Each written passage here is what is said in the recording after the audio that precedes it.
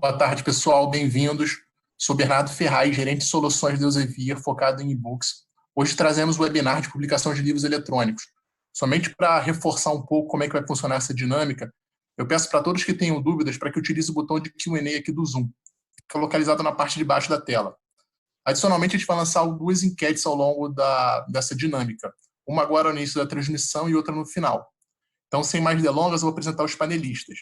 Mariana Kuh, que é gerente sênior de projetos editoriais, e Rafael Teixeira, editor de aquisições sêniores. Ambos são da Elsevier com larga experiência em processos editoriais. Passo a palavra para Mariana e Rafa. Olá, boa tarde. Meu nome é Rafael, eu sou editor de aquisições sênior na Elsevier. A parte que a gente trabalha de reference content, né? Então são livros voltados para pesquisa, escrito por pesquisadores e para pesquisadores e estudantes, né, em geral. E as áreas que eu cubro são câncer, informática médica e bioestatística. Então, eu vou começar a apresentação fazendo...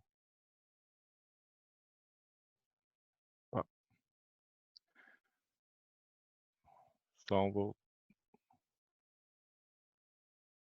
Pronto, eu me perdi aqui um pouco. Mas, bom, só para já adiantar o programa que a gente tem aqui hoje, eu vou falar um pouco da parte do que significa, né, essa divisão que a gente trabalha, né, de livros de referência da Elsevier Global. Eu vou explicar também um pouco como você deve proceder caso você queira propor um livro. E depois a Mariana vai falar um pouco sobre o desenvolvimento do manuscrito e o apoio que a gente dá para os autores e todas as partes do processo de produção. Bom, então eu falei, né, que a gente faz parte dessa divisão de livros de referência da Elsevier Global. Global porque são livros em inglês que são distribuídos no mundo todo, né? Então, falando um pouquinho só sobre a Elsevier, né? A Elsevier ela já está no mercado há mais de 130 anos, né? E hoje a Elsevier ela não só é uma editora, né, de conteúdo, mas ela é uma provedora de soluções de informação, né? Focada nas áreas de saúde, ciências e tecnologia. A Elsevier, além de trabalhar com conteúdo, trabalha com desenvolvimento de ferramentas que auxiliam profissionais da saúde, por exemplo, e outros tipos de ferramentas para uso de informações, né? Então, base de dados e como a gente usa esse nosso conteúdo numa forma que seja acessível para todo mundo e de uma forma que auxilie as pessoas no seu dia a dia, né? A nossa produção é global, então a gente trabalha com pessoas do mundo todo, né? Então, por exemplo, eu e a Mariana estamos aqui em São Paulo, mas a equipe toda é espalhada por diversos países, né? E isso, por ser o conteúdo todo em inglês também, a exigência de ser em inglês é porque todos os nossos livros são distribuídos mundialmente. Então, qualquer livro que a gente trabalhe vai estar disponível em qualquer outro país, né? A gente tem um sistema descentralizado, por exemplo, na parte de impressão. Os nossos livros são impressos por demanda, né? Então, a gente não tem mais aquela limitação que ainda existe, né, no mercado de estoque, né, de livros impressos. Então, a gente já eliminou isso. Então, na verdade, a gente trabalha com locais, né, parceiros para imprimir os nossos livros em diferentes países. Então, isso reduz muito o processo de quando você compra o livro e ele chega na sua casa, né? Então, é diferente de quando a gente tinha um estoque centralizado, por exemplo, que demorava muito mais tempo de sair, por exemplo, dos Estados Unidos para chegar na Índia. Agora, com esse sistema descentralizado, é muito mais rápido. E, claro, mantendo a mesma qualidade, né? A gente trabalha com cada um desses fornecedores para manter a qualidade de impressão e tudo mais. E, claro, além dessa distribuição que eu estou dizendo dos impressos, eh todos os nossos livros são também feitos no formato digital, então é possível comprar ele em formato de e-book, nas principais, lojas, né, de distribuição de conteúdo mundial. E também todos os nossos livros, assim como os, artigos de periódicos Elsevier, eles, fazem parte do Science Direct, que é uma plataforma de, conteúdo científico, né, educacional. E ele só pra vocês terem uma ideia, atualmente no Science Direct tem mais de 2.500 artigos de periódicos e mais de 26.000 livros, disponíveis lá. Então, todos os nossos livros, a partir do momento que eles são publicados, eles já estão disponíveis no Science Direct para todos os usuários da plataforma. E é bom, só para uma estimativa, né, os nossos conteúdos, eles atingem mais de 10 milhões de pesquisadores no mundo, em aproximadamente 4.500 instituições, de ensino e de pesquisa, né, em 180 países. Outra coisa que é muito, importante para a gente, principalmente por ser uma empresa que trabalha com informação e conteúdo, que o nosso conteúdo seja facilmente encontrado, né. Hoje, eu acho que um grande desafio para qualquer pessoa que queira produzir conteúdo é você se perder na quantidade enorme de conteúdo que tem online, né. Por exemplo, a internet, ela proporciona uma quantidade infinita de conteúdo e para você se destacar é algo muito difícil, né. Então, o que a Elsevier oferece nesse sentido é trabalhar muito para que o conteúdo seja descoberto, né. Então a gente tem desde parcerias com o Google, né, que faz com que quando alguém pesquise, um termo específico, os nossos conteúdos vão aparecer, né, com mais facilidade. Eh, os nossos livros também, assim como os artigos, eles são indexados nas maiores plataformas de indexação de conteúdo científico, como o World of Science e o Scopus, né. O Scopus é uma ferramenta do Elsevier, por exemplo, e que contém não só a indexação dos nossos conteúdos, mas de outros editores também, mas nossos livros estão todos lá. Então, assim, é uma grande preocupação nossa de fazer com que o conteúdo seja encontrável, né, na internet e se destaque no meio do mar de informação, do tsunami de informação que a gente tem na internet, né. Bom, como eu disse, a gente tem também, né, toda a parte de periódicos, né, revistas científicas, e nós temos a parte de livros. Essa nossa parte de livros, a gente trabalha com a seguinte perspectiva: os nossos leitores, né, como eu disse que são eh, o grande modo, assim, os pesquisadores e estudantes de pós-graduação, né, a gente entende a necessidade deles de um conteúdo variado. Então, os nossos livros, eles são desenvolvidos com muita sinergia com o que publicado nos periódicos.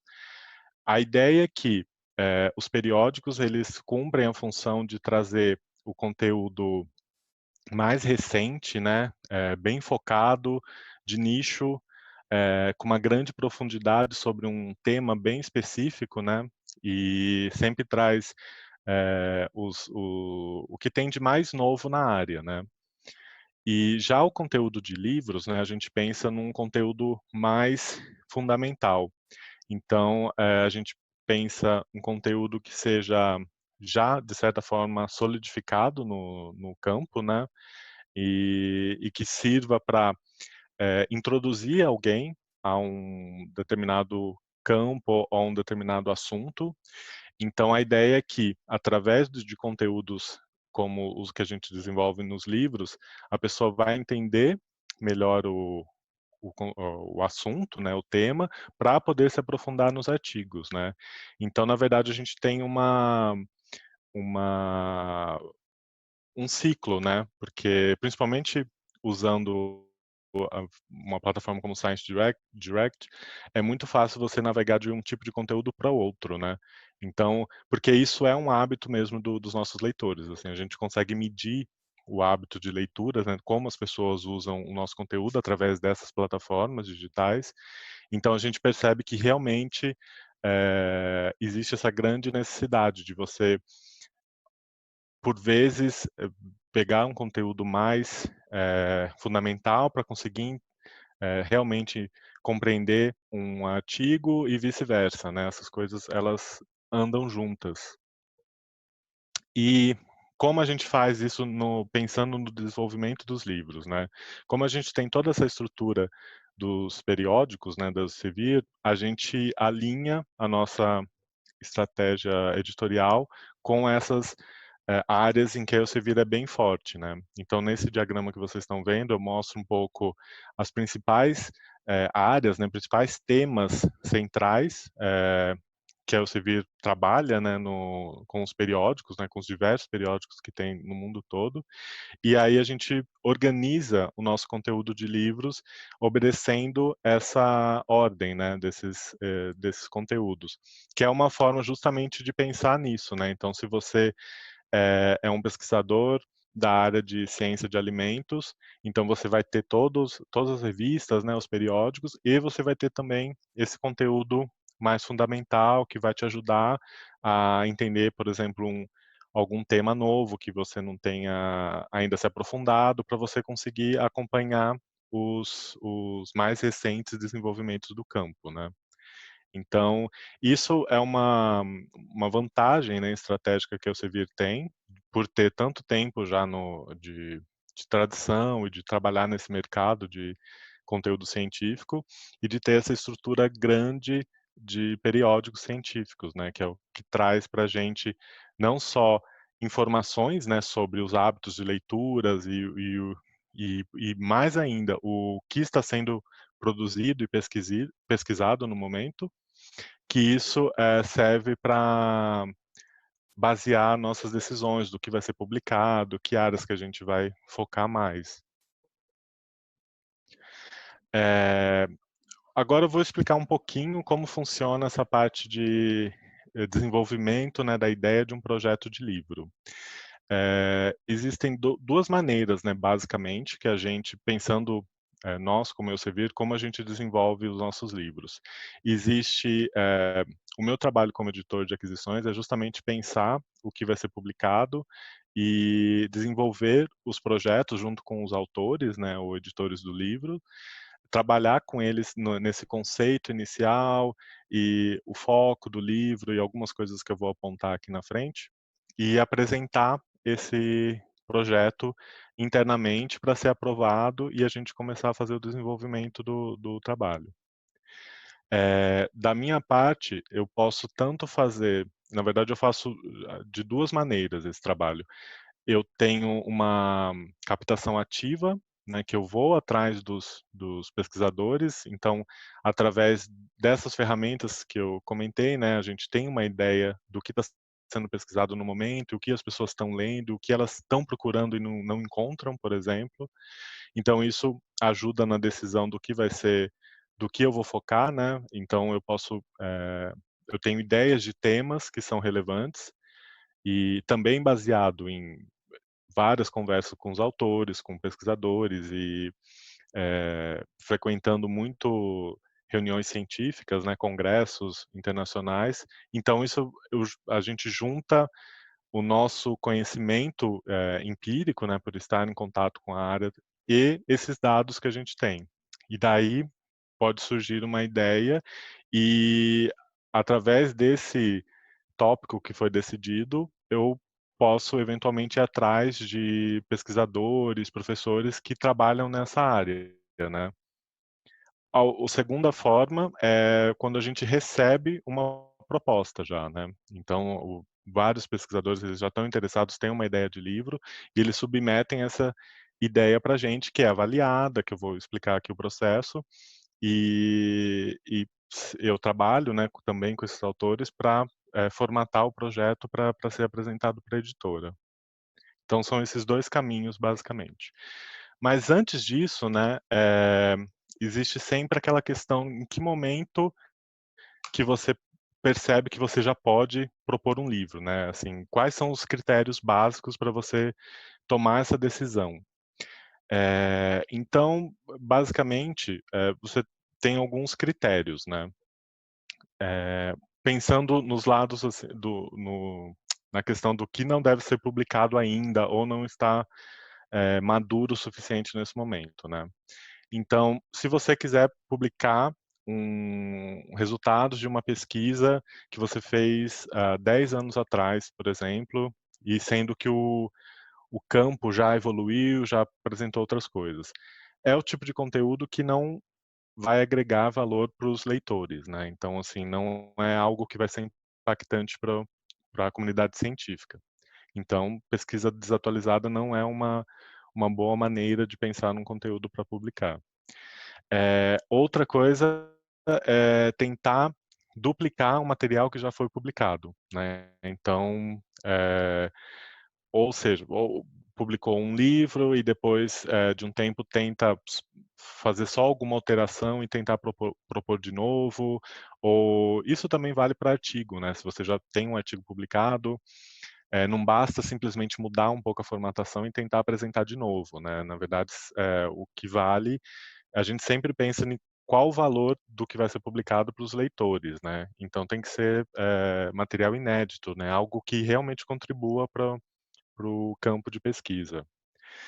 E também se, você tiver com resultados incorretos ou muito preliminares, né. Então, resultados incorretos é mais no sentido de desatualização, né, porque muitas vezes a gente chega num ponto numa pesquisa e, eh, pode já ter, resultados conflitantes de outras pesquisas, então esse tipo de coisa ou o que é mais grave, mas infelizmente às vezes acontece, né, de o pesquisador às vezes alterar alguns dados de pesquisa para chegar num resultado que ele gostaria que fosse, né, o resultado final. Isso também é um problema de integridade, né, na cadeia científica e também é algo que a gente não publica, né, a gente, evita, assim como todas as pessoas envolvidas no campo científico, né. Evitar esse tipo de manipulação de dados, isso é um problema ético muito importante. Então, esse tipo de coisa não dá para ser publicado. Por outro lado, os pontos, né, positivos que, mostram que você já tem um material legal para ser publicado, que você já está pronto para desenvolver alguma coisa nesse campo. Eh Se você tem algo original, né, para acrescentar ou uma nova metodologia, aplicada sobre um assunto que já é conhecido, isso é um material relevante para pesquisa, né, para publicação pensando numa publicação científica. Se você tem, um complemento significativo de algo que já foi publicado, então, por exemplo, isso é muito aplicado no livro quando você pensa em um artigo que já foi escrito, foi desenvolvido, e muitas vezes, o pesquisador, existe um limite, né, no artigo, né, você tem que, formatar toda aquela sua pesquisa em poucas páginas para ser publicada numa revista, né, num periódico. E muitas vezes os autores, eles têm muito mais conteúdo, né, tem muito mais, tabelas, gráficos que poderiam explicar melhor aquele assunto, eh, muitas vezes eles gostariam de dar um contexto histórico, né, para apresentar aquele conteúdo, e isso tudo cabe num livro. Então, esse tipo de coisa que não é uma duplicação do material, né, na verdade você está expandindo o material e complementando e trazendo realmente novas perspectivas de algo que você não pôde publicar antes por limitação de espaço, né, por causa de outras características de um artigo. Então isso é um tipo de, material que é interessante para ser transformado em livro. E outro é você apresentar alguma atualização sobre algum campo, né, um conteúdo fundamental de uma área, né.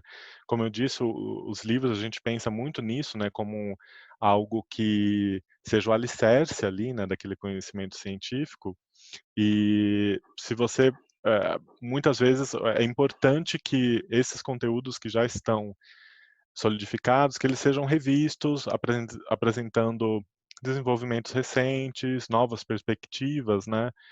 Isso, todo esse tipo de discussão mais aprofundada é sempre bem-vinda num meio como o livro, né.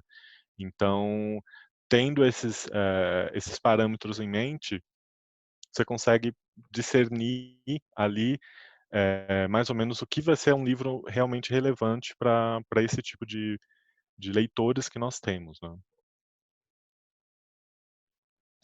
Eh, Como eu disse, né, na Elsevier a gente tem, o suporte de muitas ferramentas de dados, né, então para decidir tanto quais os temas que eu vou ativamente buscar, ou como eu vou avaliar esses temas que chegam de uma proposta que venha direto dos autores, a gente se baseia muito em dados, né, em métricas do que foi publicado nos periódicos. Como a gente tem o Scopus, a gente consegue extrair esse tipo de informação com facilidade.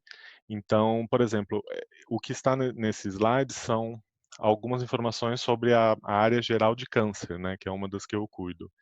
Então, eu consigo ter uma ideia facilmente, por exemplo, de quais são os autores que mais publicam nos periódicos sobre esse tema. Eu tenho uma ideia de se o tema está em crescimento ou se está diminuindo, o impacto que as citações, de artigos dentro desse tema possuem no campo, né, científico, que isso é muito importante, né, para você ver, quantas pessoas estão citando aquele conteúdo, o que mostra que é um conteúdo realmente relevante. E, por exemplo, nesse mapa de palavras que tem, na parte mais de baixo do slide, mostra justamente termos e tópicos que estão em destaque na pesquisa na área de câncer. Então eu consigo ver, e cada um desses eu consigo destrinchar em mais, em partes menores, com mais detalhes, para entender o que as pessoas estão interessadas, né. Então, de novo, é baseado no que foi publicado, no que está sendo publicado nos periódicos, e que a gente usa como uma métrica para conseguir ver se realmente vai ser um conteúdo que vai impactar nos nossos leitores. Eh, e essa é a ideia central, né, tanto ter uma ideia, do que pode ser útil, o que pode acrescentar para os leitores. Bom, se, chegou o caso de você já ter passado por isso, ter um material bacana que você acha que é relevante, que vai acrescentar, né, pra discussão, como que você faz para propor um livro, né, na Elsevier? Então eu resumi um pouco aqui um passo a passo, né, para você conseguir fazer isso. A primeira coisa que é o requisito inicial é preencher um formulário de proposta do livro. Esse formulário, ele está disponível nesse endereço que eu coloquei aqui, que é do site geral da Elsevier. Mas também, em todo caso, se vocês quiserem, se for difícil acessar aqui, essa página ela é interessante porque ela tem também uma parte bem resumida disso que eu estou explicando, né, o passo a passo, e lá você tem o link para baixar uma proposta, mas se vocês acharem mais fácil, vocês podem me escrever diretamente, né, meu e-mail está aqui também, que eu posso fornecer essa proposta para vocês, né. E o formulário, né. Nesse formulário, a gente pergunta algumas informações básicas para entender do que se trata o livro. O processo que a gente faz de aprovação do livro, a gente discute a proposta, né, o esqueleto ali do livro, né, quais são os pontos principais. Porque em geral, né, depois da aprovação, depois de todo esse processo que os autores, editores vão começar a trabalhar no desenvolvimento do manuscrito, né, vão realmente sentar e começar a escrever. Há exceções, por exemplo, do autor já chegar com o livro pronto, né, todo o conteúdo já escrito, que não tem problema nenhum, mas também realmente vai ter que preencher esse formulário, porque a gente vai mandar essas informações pro processo de reviewing, né. No caso, por exemplo, se o autor já tem ou o livro pronto ou capítulos já prontos, também é interessante ter, porque a gente pode mandar uma amostra do conteúdo também, pra revisão, né, pra review dos pares, porque aí dá uma ideia melhor de como o livro vai ser escrito, o nível de profundidade, né, dos temas. Então, também é interessante, se você já tem o material pronto, também propor, porque vai ser um complemento e até ajuda, né, os reviewers entenderem do que se trata e poder contribuir com observações realmente relevantes. Bom, então, nesse formulário de proposta, a gente pede isso, informações sobre o tópico, né, a ser abordado, do que se trata, qual a relevância desse tópico para os leitores, né, o que ele traz de novidade, né, como que você pretende abordar esse tópico, né, principalmente se for um assunto que já é clássico, assim, fundamental, né, o importante é como que você vai abordá-lo, né, o que você vai trazer de diferente com o seu trabalho, né, sobre esse tema. A gente pede também, uma coisa que é muito importante é quem são os leitores do livro, né, a quem se destina. Porque é muito comum, por exemplo, eu receber propostas que os autores colocam lá, qual vai ser os leitores.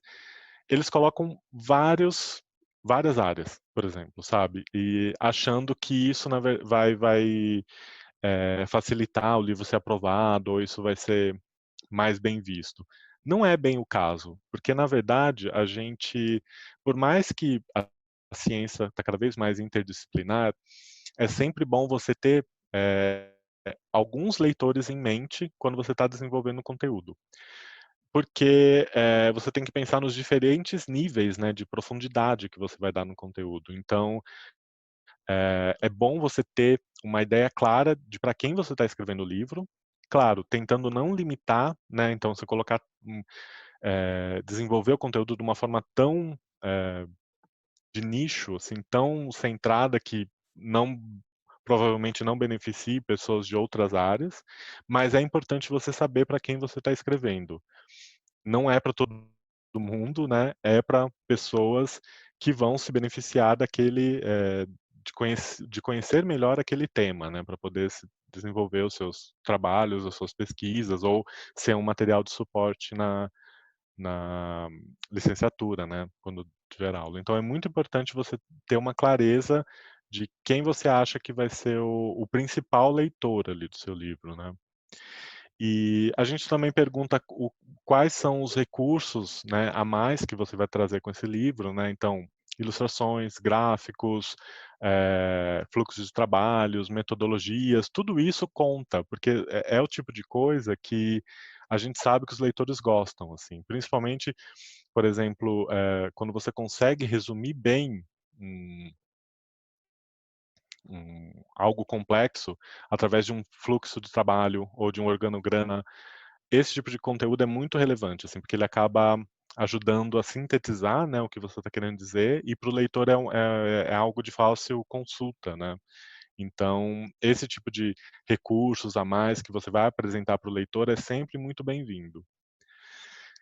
A gente pede também para você indicar, livros que serão futuros competidores, né, do seu livro, e isso aqui é basicamente para até ajudar o autor a, quando ele estiver preparando a proposta, ele dar uma olhada no mercado, sabe, olhar o que já foi feito, porque a ideia é sempre apresentar de uma forma diferente, né, apresentar algo novo ou algo que já é conhecido, mas de uma forma diferente.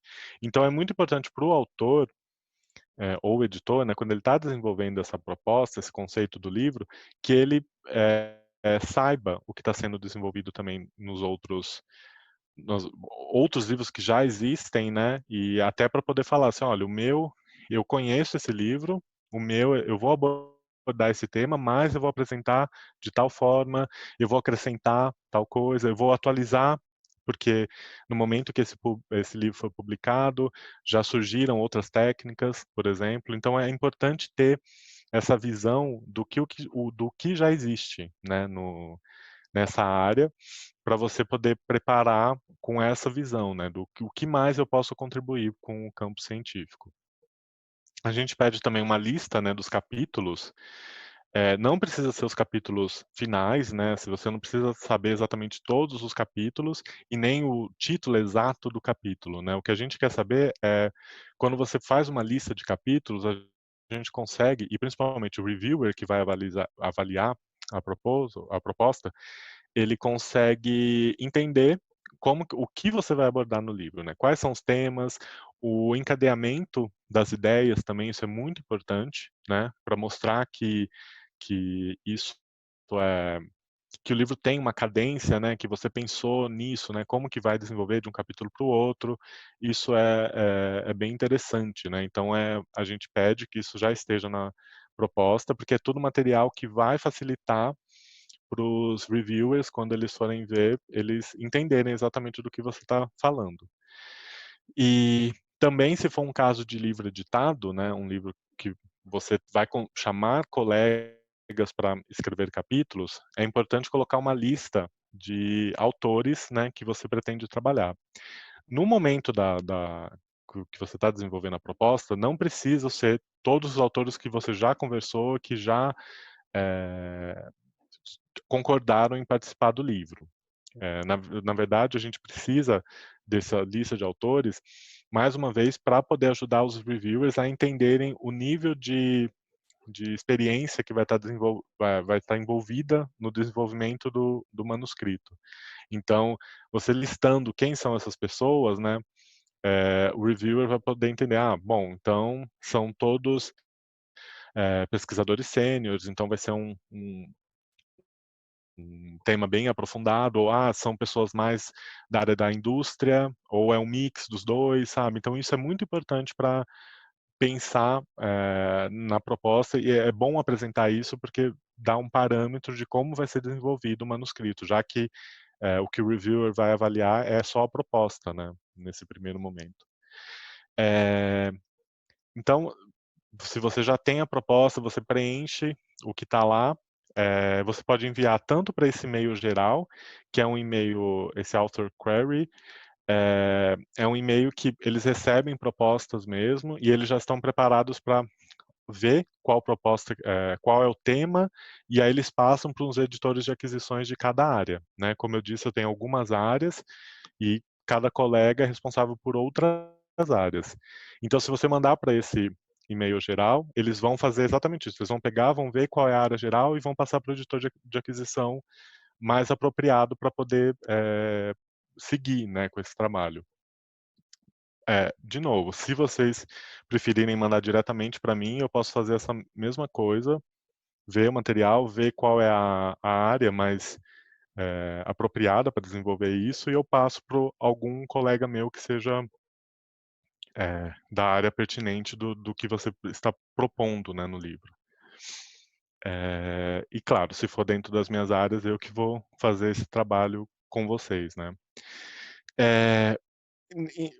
Nesse ponto, né, quando a gente recebe a proposta, em geral já tem várias conversas com autores, né, a gente, como a gente já tem experiência de avaliação, a gente sabe o que os reviewers olham, então a gente já dá um feedback inicial também para os autores, né, em geral, pede para complementar alguma informação, alterar algum ponto, eh, coisas mais gerais, assim, que a gente já sabe que vai ajudar os reviewers a entender melhor, porque a ideia do peer reviewing é que esses reviewers eles tragam informações que sejam relevantes para o livro, né. Então a ideia é que venham comentários que possam te ajudar a formatar melhor o livro quando você for escrevê-lo. Então a gente dá já esse feedback inicial, né, com os autores, pede algumas mudanças, tal, e quando a proposta está pronta, a gente começa essa parte da revisão por pares, né, que é esse peer reviewing. A gente manda para pesquisadores, professores de diferentes países, né, porque a ideia é justamente ter pessoas de vários países diferentes para trazer pontos de vista diferentes que possam enriquecer, né, o desenvolvimento do livro.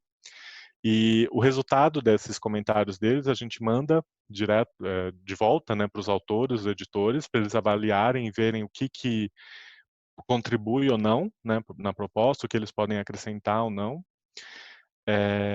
E aí a gente pede também que eles comentem, né, nesse feedback dos reviewers, né, apontando coisas que eles concordam, que eles não concordam, o que eles pretendem mudar, né, baseado no que foi falado, ou por que eles não vão mudar algo que foi sugerido, né, que é totalmente aceitável também.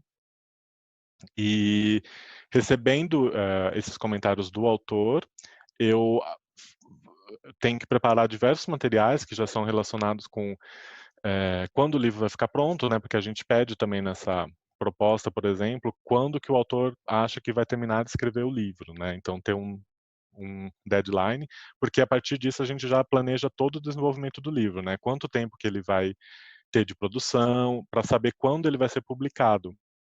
Então, antes de eu apresentar isso, eu já tenho que trabalhar todas essas ações, né, do que vão ser desenvolvidos pelo marketing, pelo pessoal de vendas. Então, tudo isso já é discutido nesse momento da aprovação do livro, né? E com todo esse material, eu e os editores de aquisição, a gente apresenta as propostas, né, para os diretores, né, o conselho editorial, que aprovando, a gente desenvolve um contrato, né, que é assinado com os autores, e a partir desse momento que o contrato é assinado, começa mesmo o desenvolvimento do livro, né, que é quando você já tem o ok de que, ó, o seu livro está aprovado, ele vai ser publicado, vamos trabalhar, né? E aí começa uma parte também de outro tipo de suporte que o Elsevier apresenta para os autores, né? Que a Mariana vai falar daqui a pouquinho. Assim, só para resumir essa parte ainda do desenvolvimento da proposta, né? Essa é meio que dicas gerais do que o que a Elsevier busca, né? Por exemplo, no desenvolvimento de livros, né? Quais são os pontos principais, coisas que é bom considerar quando você estiver desenvolvendo uma proposta. Existe uma preferência dos leitores para livros editados, que é o caso assim que você tem um ou mais editores coordenando o trabalho de vários autores. Por quê? Porque exatamente por você ter essa diversidade geográfica, você consegue trazer pontos de vistas bem diferentes. E isso é muito enriquecedor na discussão assim, de um livro, né? Porque justamente o livro, por ele ter esse espaço, né, ele é bem aberto a isso, a ter discussão, a ter apresentação de ideias. Então é interessante você ter várias pessoas, né, contribuindo, pessoas de realidades diferentes, né? Que isso tem a ver com a diversidade geográfica, que é algo que a gente sempre prefere, né? Porque justamente os nossos livros eles ficam disponíveis em todos os lugares, então é interessante que a gente tenha contribuição bem variada, né, para desenvolver aquele conteúdo, assim. E também você tendo autores de locais, né, ajuda na a espalhar a informação sobre aquele livro nos diversos países, né. É sempre legal ter participação variada por causa disso, né. É mais fácil o livro ser adotado por professores, é mais fácil o livro ser conhecido, né, pelos pares, se um autor participou desse livro e ajuda a espalhar, né, essa informação. Então isso é sempre importante. É muito importante também, uma coisa que os leitores gostam muito, é muito bem avaliado, o conteúdo ser facilmente replicável. O que é isso? Por exemplo, se você consegue colocar metodologia, sabe? Uma coisa bem passo a passo do que você desenvolveu. Se for, por exemplo, um caso de um desenvolvimento de alguma pesquisa específica que você está dizendo, você está propondo, né, que você fez, tá, você está apresentando os resultados. O ideal é que isso seja bem com pormenores, assim, para as pessoas poderem replicar aquilo, né, poderem usar aquilo como um parâmetro para desenvolver outras coisas, né. Também, como eu disse, se você conseguir criar fluxogramas, coisas que ajudem a pessoa a entender facilmente, né, ou só bater o olho ali e relembrar, isso é muito importante, assim. Se você conseguir inserir no livro estudo de casos e exemplos reais de coisas que você já desenvolveu, isso é sempre bem visto, assim, os leitores gostam muito. Todo mundo quer saber o que deu certo e o que não deu, né, nas outras pesquisas e nas outras áreas. Então é muito legal ter isso, né? Isso ajuda ao livro a ser bem sucedido, bem aceito. Outros 2 pontos, assim, no livro é isso, a gente não tem limite mínimo e máximo de páginas, então a gente tem livros desde começando, sei lá, de 100 páginas até livros com mais de 1.000, 2.000 páginas, assim, não tem esse limite. Principalmente também porque a gente não tem mais essa coisa de ter estoque de livros, então deu muito mais possibilidades para a gente. E como boa parte dos nossos leitores preferem livros digitais, né, acessar digitalmente, também não tem essa limitação, né, de espaço. Então, isso não é uma questão, né? E claro, os nossos livros, a partir do momento que eles são aceitos, tal, não tem nenhum custo para os editores, para os autores envolvidos. Todo o custo de produção, comercialização, impressão, tudo faz parte da Elsevier, né? Então os autores não vão ser cobrados em nada no desenvolvimento disso e vão, na verdade, vão receber uma participação, né, que a gente chama royalties, na venda de cada livro, né? E isso é discutido no momento que está assinando o contrato. Então não tem custo, se você pensa em propor um livro, não tem custo nenhum. O livro vai ficar pronto e você vai participar dessas etapas, mas não vai ter que entrar com nenhuma participação em dinheiro. Bom, essa é a minha parte. Agora a Mariana vai apresentar o desenvolvimento do manuscrito. E obrigado. E a gente vai se falar mais ainda no final com as perguntas e respostas.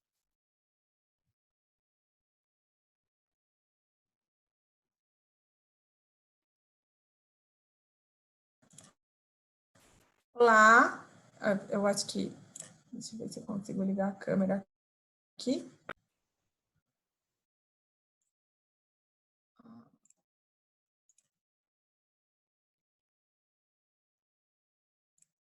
Bom, acho que não está dando para ligar a câmera, mas tudo bem. Vocês conseguem me ouvir? Sim. Sim? Ótimo. Sim, Mari, tá perfeito. É que você está compartilhando a tela, daí não dá para ver você, mas depois a gente vai querer ver vocês todos. Então, tá compartilhando a minha tela? Porque aqui tá aqui o desenvolvimento do... Eu acho que é o do Rafa. É o do Rafa, Agora, veja, eu vou compartilhar a minha. Perfeito, obrigada.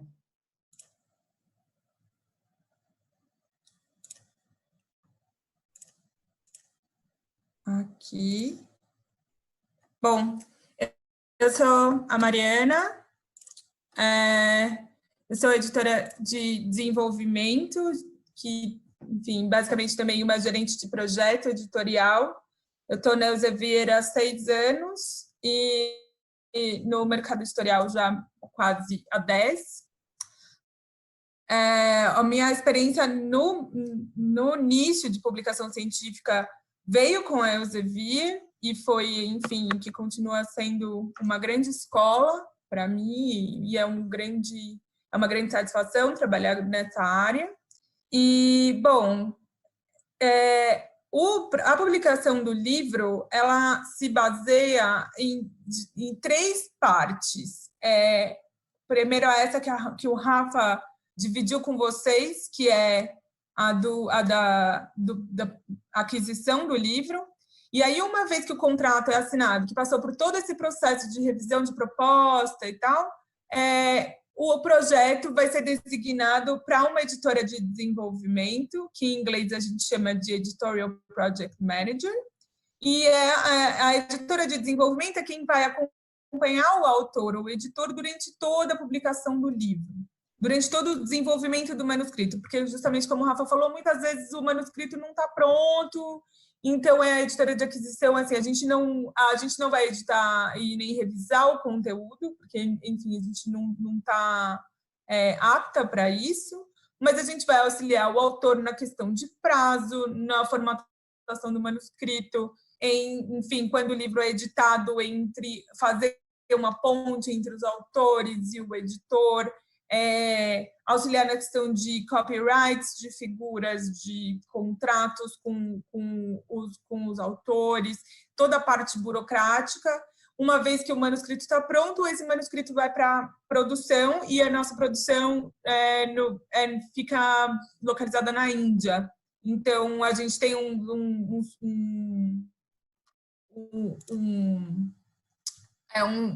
uma plataforma de... Tem algum problema aqui. A gente tem uma plataforma de submissão do manuscrito e aí, através dessa plataforma, os capítulos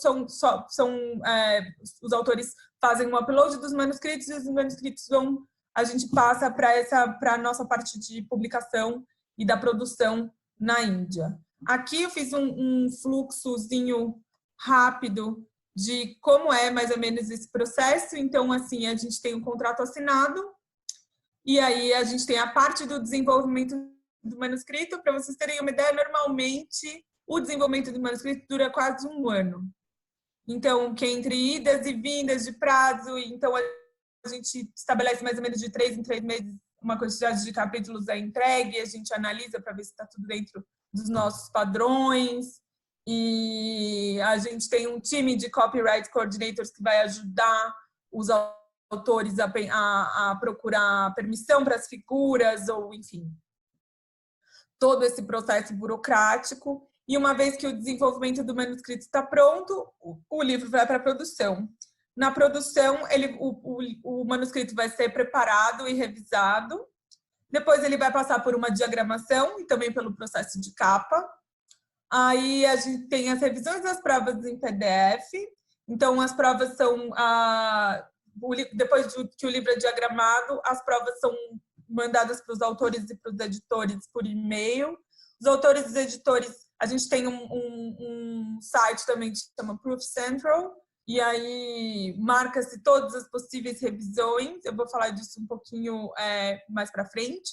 E aí a gente tem a finalização dos arquivos e para eletrônicos e para impressão, e aí se dá a publicação. Bom, quais os livros que a gente publica? A gente publica o MRW, que são os Major Reference Books, que são basicamente o equivalente às nossas enciclopédias aqui do Brasil. Eles são livros, assim, normalmente também uma coleção de livros sobre os conhecimentos fundamentais de um assunto específico. Então, eles são ideais para os pesquisadores e estudantes se familiarizarem com um novo campo. Aí a gente tem as séries, que são basicamente um conjunto limitado de volumes. Então, você tem uma série de, 10 volumes de um tema específico, e aí cada volume dessa série trata de um subtema desse tema principal. Então, e assim, o período de publicação varia entre os volumes, enfim, varia também porque, enfim, cada volume é um projeto de livro separado, então também podem acontecer intempéries no caminho, mas assim, a gente vai variar de acordo com o editor da série, porque daí o que acontece? Existe um editor dessa série que vai indicar autores para esses volumes. Então, o manuscrito é feito pelos autores. Esse livro também pode ser, tipo, o volume pode ser editado, então você tem uma cadeia grande de pessoas que vai por onde vai passar esse manuscrito. Porque aí os autores escrevem o capítulo, o editor do volume revisa, e aí o editor da série também revisa. Então, isso depende, essa publicação varia e tal. A gente tenta fazer, talvez, todo ano ou a cada 2 anos, um novo volume. Às vezes acontece até assim da gente conseguir fazer concomitantemente, a gente consegue lançar o primeiro e o segundo volume mais rápido, mas isso varia. A série é isso, a série é um número limitado de volumes. Aí a gente tem um outro tipo que são os serials, que são conjuntos de livros de número ilimitado de volumes. A gente tem, eu até vou mostrar para vocês nos próximos slides, a gente tem serials que já tem, sei lá, 85 volumes, e aí os temas são mais abrangentes, tipo, como, assim, biologia marinha, e aí vários tipos de subtemas e vários volumes tratando de temas mais específicos. E o período de publicação também varia, e então, justamente por não ter limitação de volume, a gente tem uma gama de material e subtemas muito grande.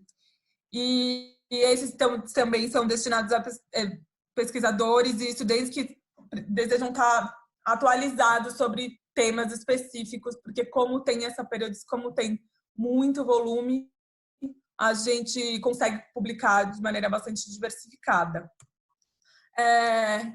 Aí nós temos os livros, os reference books, que são os livros de referência, enfim, dos mais variados temas, de acordo com os portfólios, como o Rafa já apresentou.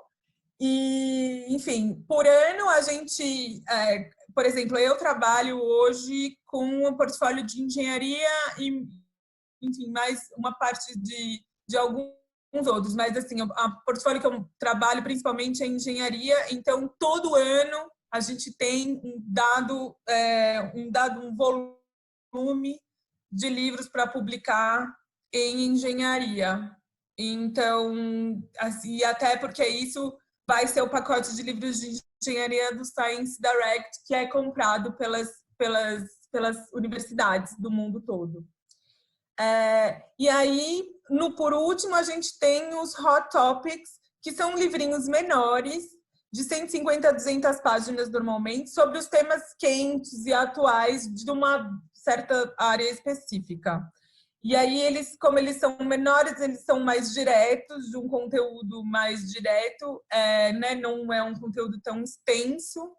Eles podem ser autorados ou editados, e eles são destinados a estudantes e pesquisadores que procuram justamente essas informações mais rápidas, atuais e diretas sobre esse tema. Aqui, para ilustrar para vocês como enfim, qual é o tipo de cada livro que a gente trabalha. Então, aqui a gente tem a enciclopédia de Evolutionary Biology. Aqui a gente tem um exemplo de uma série que chama Metal Oxide Series. Então, a gente tem o Series Editor. Aqui, o editor da série, esse livro é editado, então ele tem autores, cada capítulo tem um certo número de autores, e normalmente se tratando da capa, quando é uma série, a gente tem um tipo de capa, que às vezes vai mudando a cor, alguma especificidade, mas a gente tem uma capa fixa. Aqui um exemplo de serial, como o Advances in Marine Biology, que já está no volume 85, e esse, se eu não me engano, é sobre tubarões do México. Aí a gente tem um reference, que são livros de referência. Então a gente tem esse, que eu inclusive trabalhei nesse livro, que é o Advances in Medical and Surgical Engineering. E a gente tem os Hot Topics, que tem essa capa padrão aqui, também muda a cor, e é sobre um tema específico, num conteúdo um pouco mais rápido e mais diminuto. Bom, se tratando, assim, como é que a gente pensa isso com o título e a organização do índice? Na verdade, isso é pensado de maneira preliminar no estágio de proposta. Mas, eventualmente, acontece de fazermos pequenas mudanças, tanto no título como na organização do índice. Porque, às vezes, o que acontece... Bom, se o livro é editado, às vezes o autor... algum autor sai, não consegue, enfim, terminar o capítulo, acontece algum problema e tal. Então, isso é importante. A gente pode acontecer juntamente com o editor de aquisição e a editora de desenvolvimento, as coisas mudarem um pouquinho. Na escolha do título, como o Rafa até já frisou, é importante ter em mente que é a escolha de um título direto e assertivo sobre o que você está falando, sobre o assunto a ser tratado no livro.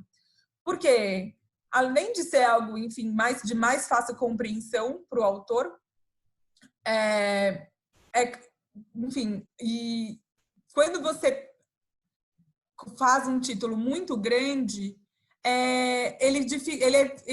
enfim, esse título dificulta todos os mecanismos de busca e alguém enfim, um possível leitor, um potencial leitor a buscar e a encontrar o seu livro, e encontrar o seu conteúdo, ainda mais se tratando de plataforma digital. Então, por exemplo, eu tenho um exemplo de 2 livros que eu trabalhei, e aí é esse, o Nanotoxicity, e aí ele tem, por exemplo, no subtítulo dele, toda a explicação necessária. O subtítulo serve também para, enfim, para você reafirmar sobre o que o livro se trata e colocar os pormenores dele. Então, é Prevention and Antibacterial Applications of Nanomaterials. Mas o livro é Nanotoxicity. Então, se alguém colocar esse termo no Science Direct, por exemplo, 100% de chance que vai encontrar esse livro, enfim, nos nossos bancos de dados. Um outro livro que, enfim, este especificamente ainda o título foi me dado no meio do processo e a gente não conseguiu chegar num meio termo, o autor insistiu, ele mudou o título de um título que era bastante, enfim, que era bastante direto para esse título super grande, que é Specificity of Deformation and Strength Behavior.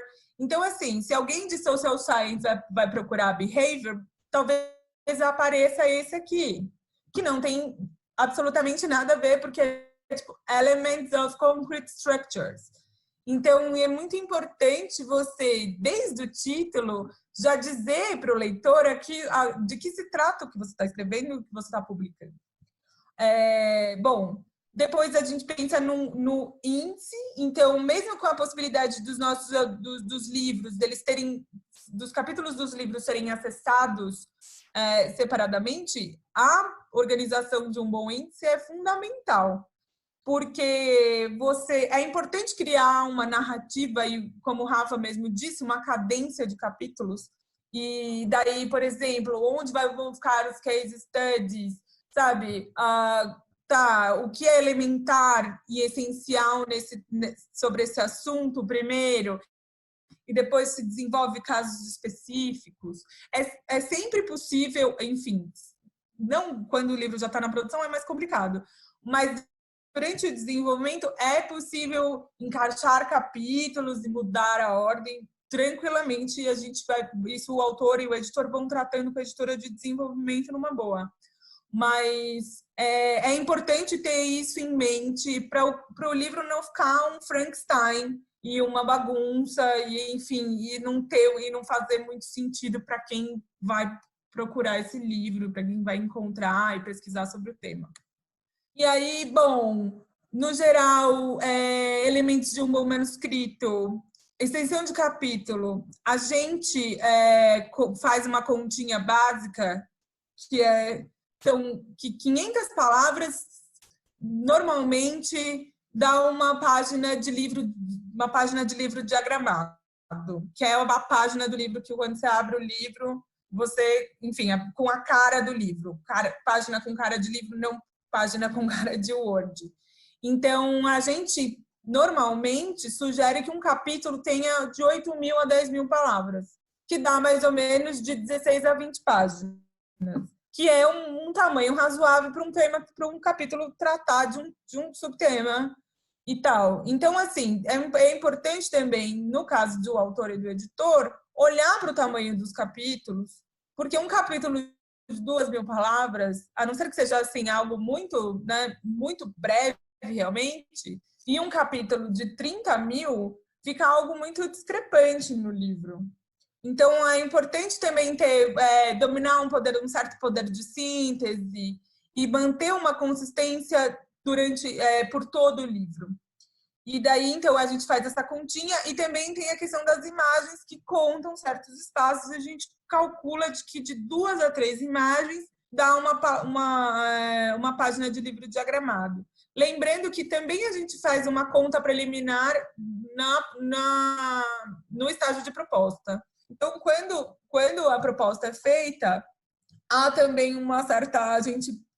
há uma estimativa de quantas páginas vai ter esse livro. E aí é importante seguir isso. Por exemplo, um livro que tem uma estimativa de 400 páginas e sai com 200 no final, pode ser que seja um alerta aí de que talvez o tema não tenha sido tão bem abordado ou tão profundamente abordado quanto ele deveria. Uma outra questão são as figuras e as permissões. Então, muito provavelmente, os autores vão se interessar em inserir figuras, em inserir gráficos, em inserir tabelas. E é muito importante, isso é uma dúvida de muitos autores, como é que... de onde é que eu vou tirar essa figura? E será que eu posso inserir essa figura no meu capítulo? Será que é possível, enfim, é permitido que ela seja reproduzida num livro? Então, assim, tem autores que já me chegaram para mim e falaram: mas eu tirei essa figura do Google. Mas, enfim, o Google é uma ferramenta de busca.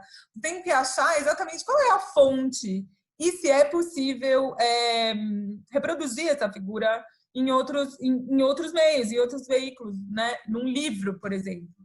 Então, a gente tem um time que ajuda nessas questões, mas é importante olhar para isso com cautela. Por exemplo, a NASA pode pedir $500 por uma figura, para a reprodução de uma figura, sabe? Então, a gente incentiva que os autores também talvez pesquisem dentro dos nossos journals, porque daí é mais fácil a gente obter, enfim, se a permissão da figura está com a gente já, bom, tudo bem, não tem problema. É importante, claro, citar as fontes dessas figuras. Se for, enfim, criação própria do autor, ótimo, melhor ainda. Não precisa pedir permissão para ninguém.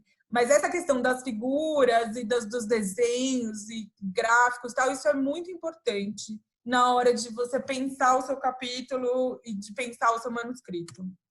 Bom, na organização geral do capítulo, como nos artigos científicos, a gente pede, primeiramente, que tenha um resumo, um abstract, que deve conter de 100 a 150 palavras, sobre o tema do capítulo e o conteúdo abordado específico ali, mas uma coisa breve, e uma lista de palavras de 5 a 10 palavras ou expressões que descrevem o capítulo. Porque depois do Science Direct em todas as nossas ferramentas de busca, isso vai ser uma maneira dos leitores encontrarem o seu capítulo. Porque, justamente como o Rafa também disse, o Science Direct, por exemplo, é uma plataforma que cruza muito os conteúdos. Então, você vai encontrar um artigo e ele pode te levar para um capítulo de livro e daí para, sei lá, para um outro artigo. Então, é muito importante que a gente tenha essas informações para a gente conseguir viabilizar também que o seu material seja encontrado. Daí, bom, seguindo algumas dicas, muitas pessoas pensam já numa ânsia e numa ansiedade de pensar o livro pronto. Perguntam, mas qual é a fonte que eu devo usar e o espaçamento e tal. Isso não fica a cargo do autor nesse momento. É importante que a gente tenha um capítulo limpo. Então, que, assim, por exemplo, que o título do capítulo esteja bem sinalizado, enfim, os subtemas, as seções do capítulo, que os capítulos tenham as legendas perfeitas, que as referências no final do capítulo, porque como os livros são acessados os capítulos são acessados separadamente, é importante que a gente tenha as referências do capítulo no final. Em vez de ter todas as referências no final do livro, a gente pede que as referências do livro venham ao final de cada capítulo. E, assim, sem marcas de correção entre os autores que estão. Então, a gente quer que o capítulo seja limpo, por quê? Porque esse capítulo vai ser revisado na sua linguagem, ele vai ser revisado gramaticalmente, depois ele vai ser diagramado, e aí na diagramação é a parte que entra todo o design de interior do livro. Então, não é uma... Se você quiser escrever em Times New Roman, ou sei lá, em qualquer a letra que mais que te agrade, que você aprecie, se sinta mais confortável, tudo bem. Só é muito importante que o capítulo seja claro e que você consiga deixar claro qual é o encadeamento do que você está escrevendo. Aí a gente tem elementos adicionais do livro, me desculpe. Dedicatória e agradecimentos. Normalmente a gente aceita, a não ser, enfim, que tenham dedicatórias de cunho político ou religioso, é melhor não, já aconteceu. Então, isso é melhor, a gente não aceita. Bom, um prefácio. Eu, como editora, sempre incentivo os autores a escreverem prefácios, sejam eles escritos por um nome de relevância na área, ou pelo próprio editor ou autor do livro, que é sempre uma forma de você chegar mais perto do leitor e comentar sobre a sua pesquisa, qual foi o caminho, qual foi o processo de desenvolvimento que te levou a escrever esse livro. E é sempre uma parte curiosa e importante sobre o livro, né? Que é algo que suponho, enfim, que é algo muito importante para o autor. Então, um bom prefácio é uma coisa legal a se adicionar. Bom, uma introdução, sim, sem dúvida. Todo livro tem que ter uma introdução para prover um apanhado geral do livro, a organização e as características peculiares do assunto que você está tratando. Aí, daí, opcional, glossário. Enfim, se o seu livro tem muitos termos técnicos, abreviações, é bacana ter um glossário assim, nos capítulos finais, para que as pessoas consigam se situar, ou às vezes também, se apenas um capítulo trata de termos mais técnicos, um glossário no final do capítulo, ou a gente pode replicar e ter uma seção de glossário em todos os capítulos. É importante manter uma consistência. E, enfim, pode ter apêndices também, enfim, materiais complementares que estão além do escopo do material principal tratado no livro. Isso tudo a gente consegue colocar e aí numa conversa a gente consegue decidir se é interessante ou não. E é importante manter a consistência entre capítulos. Então, se um capítulo tem enfim, um case study, e é importante que talvez assim, todos tenham. Se há uma introdução de cada capítulo, então, quem sabe, vamos colocar a introdução em todos os capítulos e tal, para a coisa ficar coesa e redonda. Aí, uma questão que é bastante polêmica são as práticas de sistemas de antiplágio. Então, a gente tem vários tipos enfim, dessas condutas antiéticas, que é isso, quando o autor usa deliberadamente o trabalho de outro autor, às vezes até do seu próprio... Existe a questão de autoplágio, que é quando o autor, enfim, usa de um trabalho que ele já publicou e, enfim, não dá o crédito, e, enfim... E isso é complicado, porque nós somos uma editora e a gente não pode plagiar também o conteúdo de outra editora. E aí, enfim, o plágio pode assumir formas diferentes. Então, ele pode dar cópia literal, a paráfrase do trabalho de outra pessoa. E ele pode incluir dados, frases, palavras e frases, e, enfim, até ideias e conceitos. Então, uma coisa que quanto do trabalho de alguém foi levado, tipo, quanto do trabalho de alguém foi copiado, se foram algumas linhas, parágrafos, páginas, o artigo completo. Lembrando que isso é quando não há crédito. Então, o que foi copiado, se foram resultados, métodos ou introdução de algum estudo. E aí, no que diz respeito ao seu trabalho, é bem importante que você acredite o trabalho de outras pessoas E essa é uma parte crítica do processo. Você deve sempre colocar o seu trabalho no contexto do avanço do campo e reconhecer as descobertas das outras pessoas que fez com que você constituísse a sua pesquisa. Então, isso é muito importante. Aí, aqui, eu peguei uma tabelazinha que que eu tenho comigo, que é, enfim, os diferentes tipos de plágio e como é possível prevenir esses plágios. Como você consegue contornar isso? Então, na literal copying, então, tipo, a cópia literal, substantial copying, então, é uma cópia, né, grande, mas não exatamente literal, enfim, quando você muda uma palavra ou outra. A paráfrase, que quando há uma reprodução de ideias. E um text recycling, que é, enfim, reciclar o texto de outra pessoa ou do seu próprio trabalho, sem falar que esse trabalho já foi publicado em outro lugar. E aí tem, bom, todas são antiéticas, e como você maneja isso? Então, por exemplo, literal copying, tipo, keep track of the sources, enfim, você anotar todas as fontes enquanto você está pesquisando, e para depois você conseguir creditar enfim, todo esse material.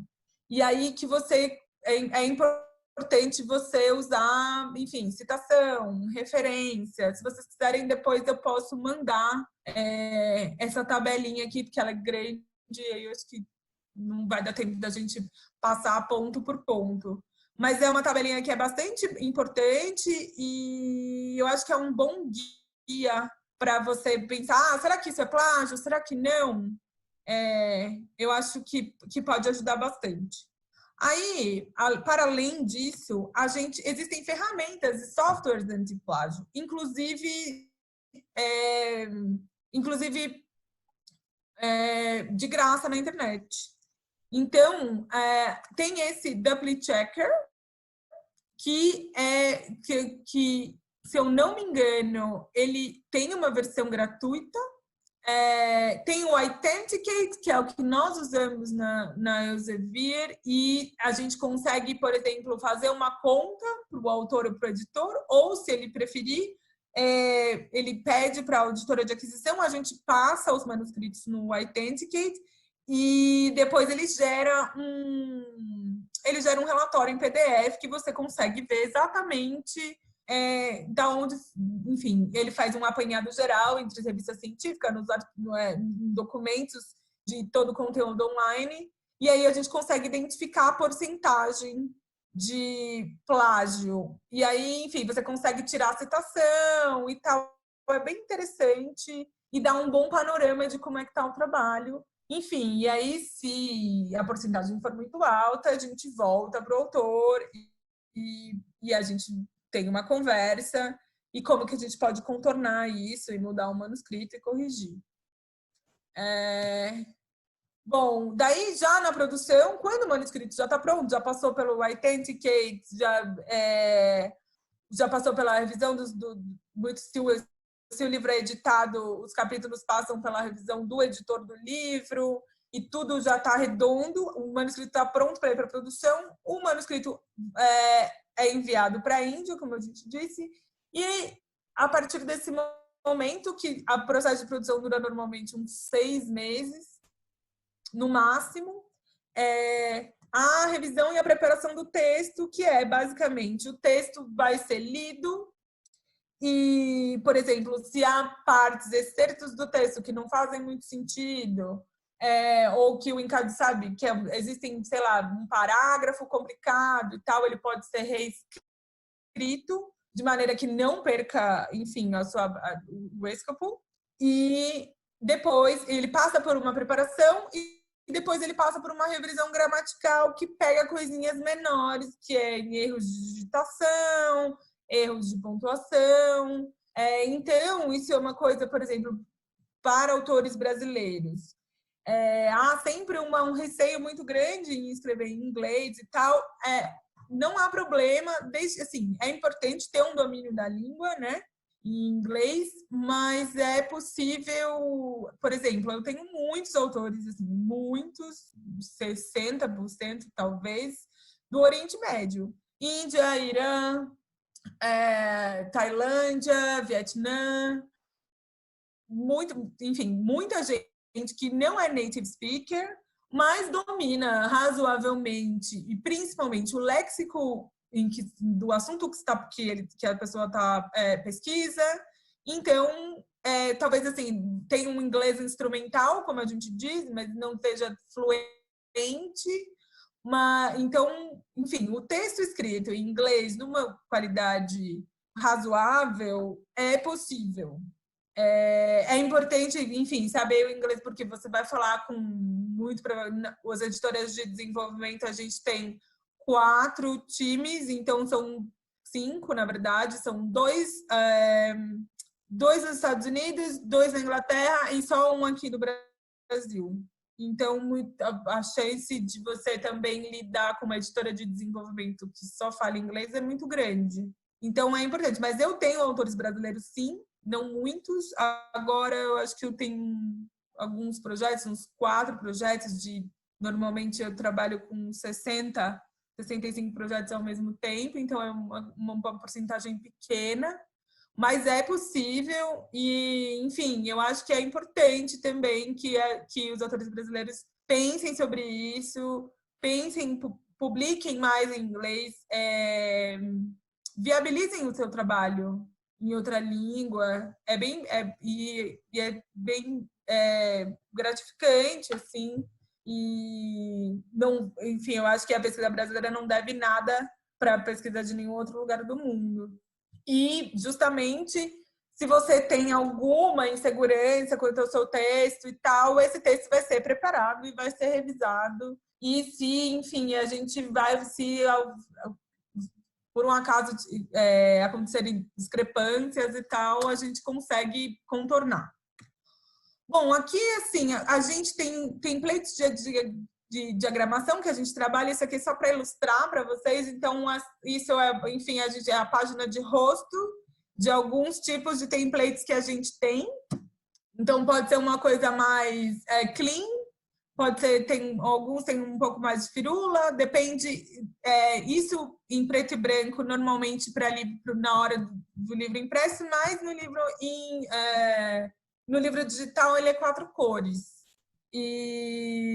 E daí o seu manuscrito vai seguir uma linha, enfim, um template que vai um design de interior, um design de interiores fixo do livro. Então é algo que o autor não precisa se preocupar at all.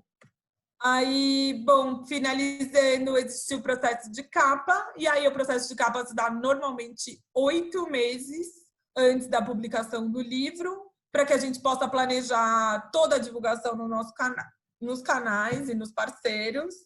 E aí, normalmente, a gente, enfim, dá a oportunidade que os autores e os editores selecionem algumas fotos nos nossos bancos de dados. A gente tem normalmente é do Shutterstock.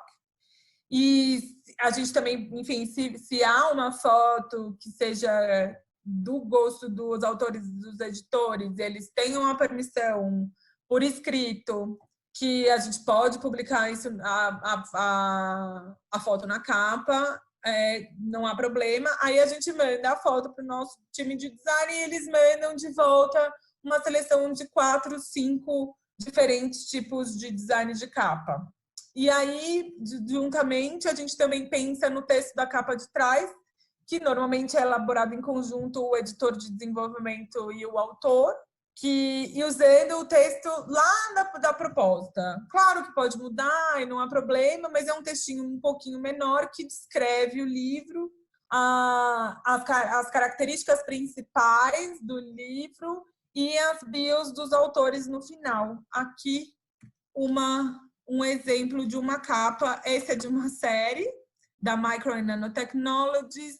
Aí a descrição menorzinha do livro, as características principais, né? E só uma bio pequena, não nesse caso, né? Mas o ideal é que seja uma bio menorzinha dos editores, no caso do livro aqui, a lombada e os sobrenomes dos editores. Bom, temos a capa, provas em PDF, é o último estágio da produção, e aí é a última chance que o autor e os editores têm para fazer pequenas correções e pequenos detalhes. A gente não recomenda que nada de muito consistente seja corrigido nesse estágio, porque, por exemplo, se há um problema, se o livro tem 10 capítulos e a gente tem um problema grande no capítulo 4, e aí, não sei, a gente precisa retirar uma figura, ou a gente precisa eliminar alguns parágrafos. Há um grande problema porque corre página, então, assim, o livro vai ter diminuição de página. Aí, todo o processo de diagramação é comprometido, isso atrasa depois da publicação. É sempre, enfim, uma questão. Então, a gente pede que seja assim, então o autor vai olhar o nome, olhar a filiação, olhar e dar um apanhado assim mais geral.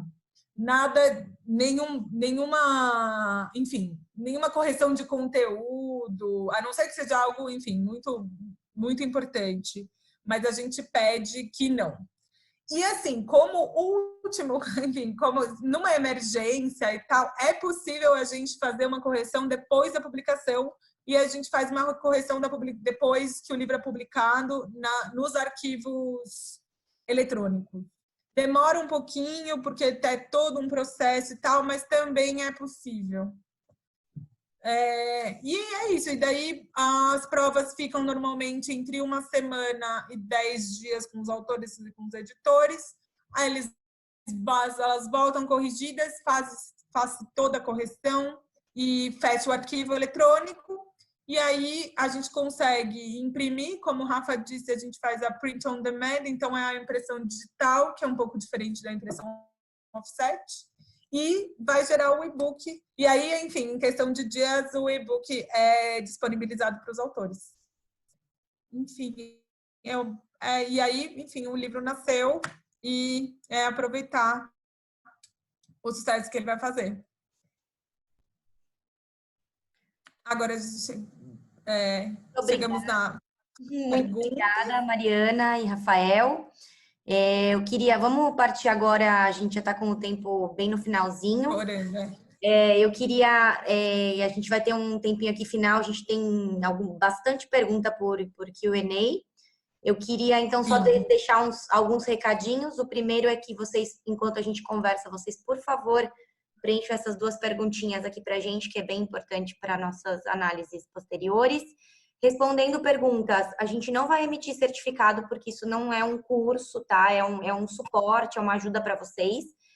Se alguém precisar de algo muito específico, porque tem que mostrar na instituição e etc., vocês podem responder para o e-mail que vai chegar para vocês, um e-mail de agradecimento, onde também vai estar o link para acesso dessa gravação no nosso canal do YouTube, que é Elsevier lá, se alguém quiser se adiantar. Algumas pessoas responderam, por exemplo, que não conheciam o Science Direct, acredito que não conheçam o Scopus.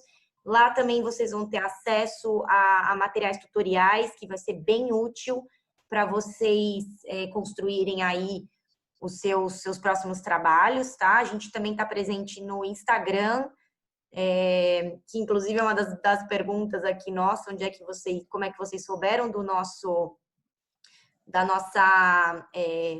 webinar, que eu estou soltando agora aí para vocês. Então, a gente também está presente no Instagram, Elsevier Las, a gente também tem página de Facebook, a gente tem YouTube, então a gente tem LinkedIn, a gente tem Twitter, então acho que é impossível não se conectar conosco atualmente, tá? Usem todos esses canais. Os e-mails da Mariana e do Rafael estão aí. Eu só vou pedir a gentileza de vocês usarem os e-mails deles para o que concerne, né, Mari e Rafa, realmente solicitações ou pedidos relacionados a materiais para análise, etc. E aí concentrem nesse e-mail até do Bernardo, que vai chegar para vocês alguma solicitação específica, necessidades, quiserem conhecer mais sobre e-books e afins. E agora eu vou, então, abrir para a Mariana e para o Rafa irem respondendo aí algumas perguntas, algumas talvez já tenham sido respondidas, mas vou deixar para ir aí que tem bastante. Então, vamos... Sim, eu vi que tem algumas que os temas são meio que dá para agrupar assim. Uma que eu vi bastante, as pessoas perguntaram sobre custos, não tem custo para autor, para o editor, isso é todo o custo de produção, é tudo pago pelo Elsevier, então não tem, e mesmo para submeter a proposta também não tem nenhum custo. A proposta tem que ser escrita em inglês, sim, porque além assim, mesmo que eu sendo editor de aquisição, né, falo português, mas os reviewers que a gente vai mandar vão falar inglês, basicamente, assim, ou eles são nativos ou pesquisadores de outros países que vão ler inglês. Então, assim, esse processo já é importante ser em inglês. E claro, o livro vai ser escrito em inglês também, né? Mas a avaliação é toda feita em inglês também. Então, é necessário que seja feita já em inglês. Sim, aí tem aqui revisão, tem revisão do inglês? Tem revisão do inglês. Aí o Elsevier trabalha com a área de ciências humanas e sociais. A gente tem um portfólio de ciências sociais, né, Rafa? Mas eu não tenho certeza do campo da educação. Tem, mas não tem especificamente de educação. E se vocês quiserem ver as linhas mais detalhadas assim do que a gente publica, na apresentação que vocês vão receber, né, tem aquela página que eu coloquei, que é onde você pode pegar a proposta, né, para preencher. Lá tem todas as áreas, assim, a lista, aí você pode clicar e ver exatamente todas as sub-áreas, assim. E aí dá para ter certeza do que pode ser publicado com a gente. A Elsevier não publica livros em português mais, a gente já publicou, mas o catálogo de português foi vendido ano passado. Então agora a gente só trabalha com livros em inglês. Bom, a proposta do livro já precisa estar escrito em inglês, o Rafa respondeu, não é cobrado, não precisa pagar nenhuma taxa. Se a gente tem interesse em livros de referências, mas não didático. A gente trabalha com textbook, é didático, Rafa? Não, mas não é do molde que a gente usa aqui, né? Não. O que a gente tem seria um didático para ensino superior mesmo, pós-graduação, né? Não é nem graduação. Para pós-graduação. Tá bom. Sugestões de livros e artigos sobre o assunto. Qual assunto? Aí é o do Hugo. Acredito que seja sobre a própria editoração, não? Quer dizer. Entendi. Putz. Olha, naquele... Procurem, eu vou responder essa. Procurem Science Direct, que vocês Isso. E no site da Elsevier, lá tem bastante informação, assim, de como se publica. Tem também informação de como publicar, submeter artigo para periódico, que é uma coisa que as pessoas também têm bastante interesse. Então, olhem lá no site da Elsevier, aquele link que eu coloquei é bom para achar isso, mas tem de tudo, assim, lá. Então, vocês podem pegar bastante informação lá. No site dos autores, né? É super legal. Aqui... Não tem limite de editores para um livro. É claro que também, assim, né? Se for um livro de 200 páginas com 20 editores é um pouco demais, assim, né? Porque o papel do editor nesses livros é justamente convidar, né, as pessoas para escrever os capítulos e avaliar, né? Porque ele lê todos os capítulos, dá um feedback e tal. Então, é interessante ter vários editores, principalmente que às vezes um tem uma formação mais específica em um assunto, outro em outra. Então é legal porque eles podem debater, eles podem trazer colegas, né, de áreas diversas, mas assim, é o limite do razoável, né, para o desenvolvimento do projeto. Mas não tem nenhuma regra, assim, não pode mais de 5, nada disso. Sim, aqui o Alex fala como a indexação de uma revista com Science Direct. Eu sei responder. Você sabe disso, Rafa? Eu sei responder. Na verdade, ótimo. Revista científica, para quem tiver dúvida para publicação de artigo, vocês devem entrar em Science Direct ou Scopus, enfim, encontrar a página da revista específica que vocês estão pensando em publicar, né, que tem a conexão com a sua temática. E aí, cada revista tem o seu processo. Então, é importante que vocês leiam e entrem em contato com o editorial de cada revista específica, que cada uma vai ter seu processo. Ótimo, obrigada, Cris. Tem uma pergunta aqui do Hugo, do período, o tempo de publicação, né, de um livro para o tempo da publicação à disponibilização no Science Direct. Os nossos livros, eles são publicados, eles já imediatamente ficam disponíveis no Science Direct. Então, Sim. assim que ele entrar no mercado, ele já vai estar lá no Science Direct também. Aqui a Mirelle perguntou, estamos eu e mais alguns editores desenvolvendo um projeto de livro com vários colaboradores. Sim, ele pode tentar submeter a proposta para os envios, sim.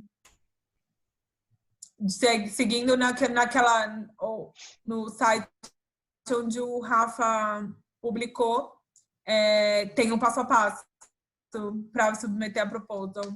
Não há taxas. Aqui o número de editores, o Rafa respondeu. Ok. A questão dos direitos autorais. E qual é o período de tempo de publicação? No caso dos direitos autorais, a editora detém os direitos da edição. Certo, Rafa? Isso. Então, a edição, você fez o primeiro livro, né, o livro que você escreveu, tal, ele foi editado, publicado pelo Elsevier. Essa primeira edição, a Elsevier, ela tem o direito de comercializar, né, a edição. A gente não retém o direito, né, a gente tem o direito, a permissão de fazer a publicação do material, tal, e ela a partir do momento que o autor quer fazer uma nova edição, aí isso é aí tem que ser feito um outro contrato para uma nova edição, sabe? Então, a gente fica responsável por aquele conteúdo por edição. Então, cada vez... E mesmo, por exemplo, se o autor quiser mudar, né, e, sei lá, ou mesmo trazer o livro de uma outra editora para a gente, por exemplo, ele tem que entrar em um acordo com a editora para ele cessar, né, aquela cessão de direitos daquela edição, para ele poder desenvolver uma nova numa nova editora. Isso basicamente como que é o direito autoral, porque ele é bem complexo, mas é basicamente isso.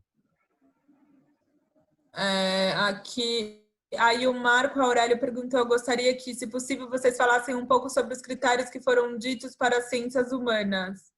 Se há alguma mudança ou especificidade.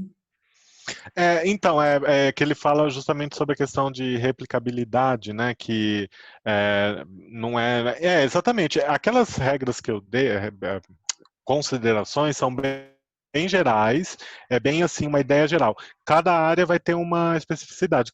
Tem áreas que realmente não vai ser muito útil ter, né, por exemplo, uma descrição de metodologia, porque isso não é o enfoque do livro. Então, claro que não faz sentido nenhum colocar, assim.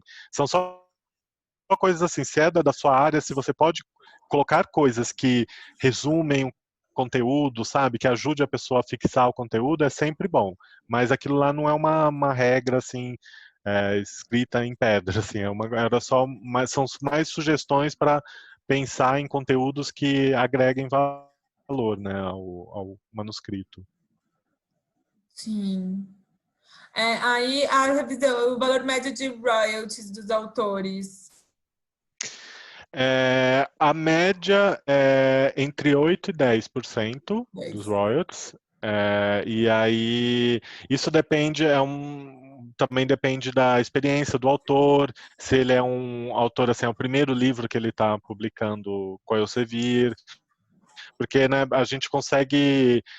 autores que já publicaram, os livros foram, né, bem sucedidos, foram bem citados, já consegue ter um outro tipo de negociação, né? Então é bem variado, assim, mas regra geral é entre 8% e 10% o valor de royalties que o autor e os editores vão receber.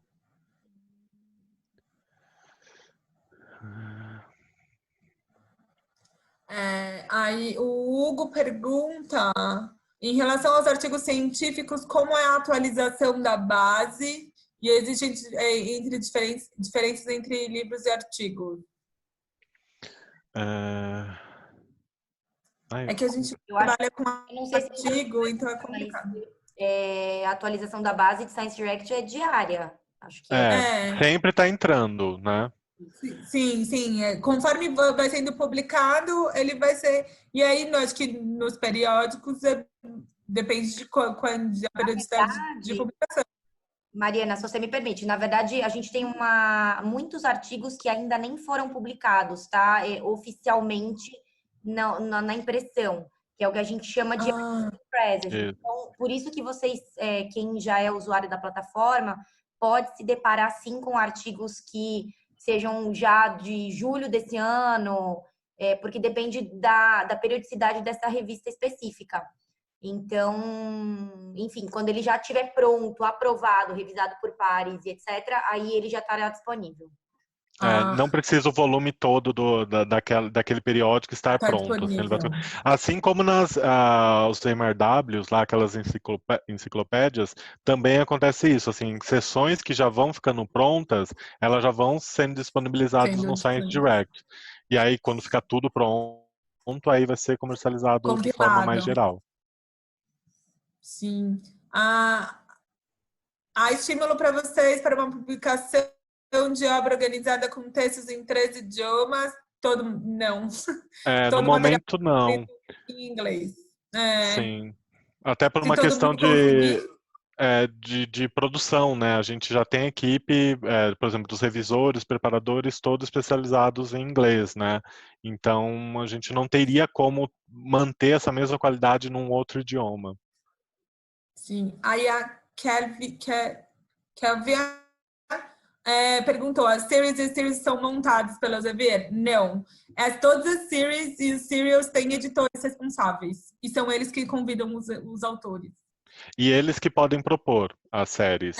E eles propõem. Então, se você tiver uma ideia de uma série de livro, é um processo semelhante mesmo. Vai ter a proposal, você vai ter que escrever, detalhar, e aí só que aí você vai enfocar nos volumes, né? O que vai ter e tal.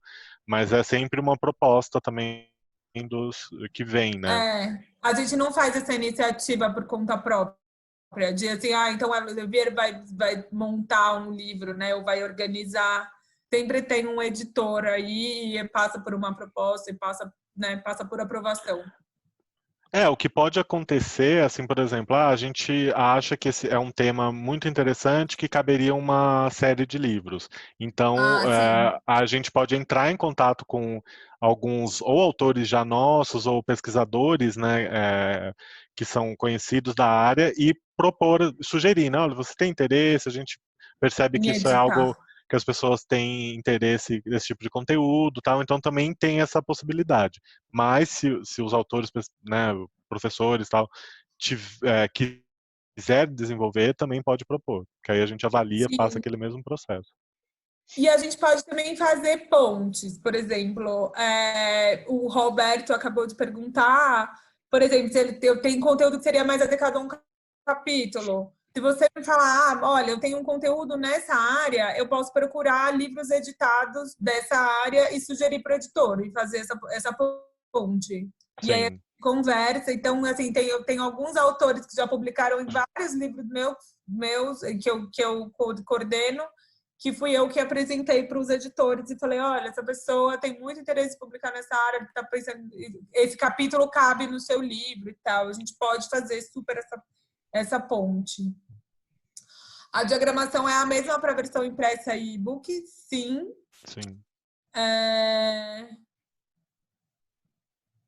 Em média, entre submeter a proposta para a Elsevier e a publicação do livro, quanto tempo? 1 ano? 1 ano e meio? Depende. Depende. A parte de aprovação lá que tem o processo de review e tal, demora em média 2, 3 meses. Aí tem mais o tempo do desenvolvimento do manuscrito e a nossa parte da produção mesmo é entre 4 e 6 meses, né, em geral, dependendo da complexidade do projeto. Então, e essa parte de aprovação... Já são 7 meses. Então, se a pessoa já está com o manuscrito pronto, por exemplo, aí vai rapidinho, 6, 7 meses já está pronto o livro, né? Mas aí depende do tempo que ele vai levar para desenvolver o manuscrito. Exato. Sim, se o manuscrito estiver pronto, já está, enfim, meio caminho andado. Mas se não, é justamente 2, 3 meses para aprovação, aí dependendo do tamanho do livro e tal, minimamente, já estiver pronto, não, mas se ainda tiver, o desenvolvimento dura de 6 a 8 meses, mas pode durar 1 ano também, e daí a produção 4 a 6. Uma edição atualizada de um livro digital publicado por uma editora universitária pode, de alguma forma, receber o selo Elsevier? Se os autores, se eles tiverem o copyright, né, se eles entrarem num acordo com a editora universitária e ela permitir por escrito, né, que eles não têm mais a obrigação com esse conteúdo, aí esse conteúdo pode passar por esse processo de aprovação e ser publicado pelo Elsevier normalmente. A questão é sempre isso, tem que ter esse acordo por escrito, né, de que ambas as partes encerraram ali aquele ciclo e que o autor pode publicar em outro lugar. Aí tudo bem. Sim, e passa pelo processo de aprovação, todo, enfim, a mesma processo, né? Tá tudo direito, tudo normal. Só colocar o selo do Elsevier, sei lá, na capa. Não. Precisa, enfim, tem todo um trâmite mesmo. E aí, os livros em inglês, sim. Aí, Rafa, é possível publicar um livro de prospecção tecnológica fazendo uma análise estatística de uma determinada área e uma revisão crítica do tema? Olha, bom, depende, eu acho que são várias perguntas. Essa prospecção tecnológica, eu não entendi bem se é o tema do livro ou é a forma que ele vai desenvolver o conteúdo.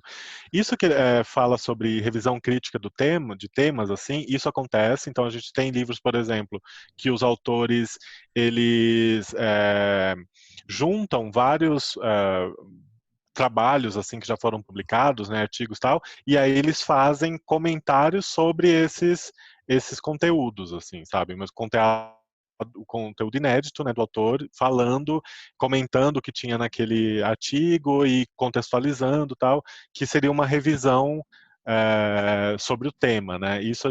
Revisão crítica sobre o tema, isso é possível. Agora, eu precisaria de um pouquinho mais de detalhes para entender exatamente qual é a área que ele está fazendo referência, mas essa parte da revisão crítica do tema é possível, sim.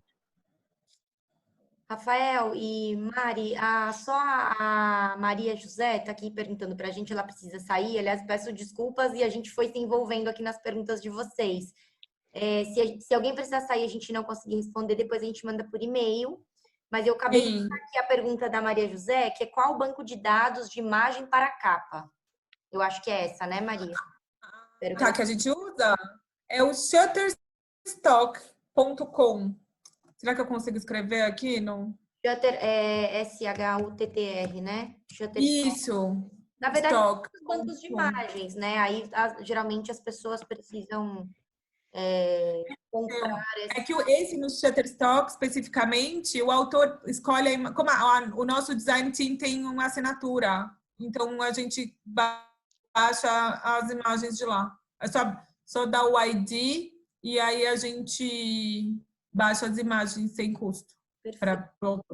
A pergunta da Mirelle, a Mirelle acho que está saindo também, não sei se a gente consegue, eu não estou encontrando a pergunta dela. Aqui, ó, há um número limite de páginas ou capítulos indicado? Acho que vocês falaram, né, sobre isso. Tá. Olha, não, na verdade. Assim, eu acho que para os livros, não sei, Rafa, acho que 1000 páginas, eu acho que foi o maior que eu já editei, por exemplo. Não tem muito limite máximo. O que acontece às vezes mínimo assim, tipo, menos você tem que ter pelo menos 150, fica irrelevante, né? Pode até 100 páginas, dependendo, por exemplo, se é um livro, um tema muito específico e muito novo, sabe, que não tem muito ainda coisa, então poderia ter umas 100, assim, né, páginas, mas já seria meio que uma exceção. Máximo, a gente não tem esse limite, mas, claro, vai ser avaliado caso a caso. Por exemplo, se for um livro que vai requerer 2.000 páginas, muito provavelmente a gente vai sugerir de dividir em volumes, porque é melhor para o Sim. leitor, né? E é mais fácil para organizar o conteúdo. Então, assim, não vai ser uma limitação. Provavelmente vai ter esse tipo de discussão, né? De, vamos separar um pouco esse conteúdo, né? E pensar de alguma forma que é difícil, né? Porque mesmo que o foco, assim, hoje não é tanto a venda do impresso, mas as pessoas vão querer ter. Aí existe a opção do impresso, né? Aí um livro de 2.000, 3.000 páginas já fica um pouco mais difícil para as pessoas terem, né?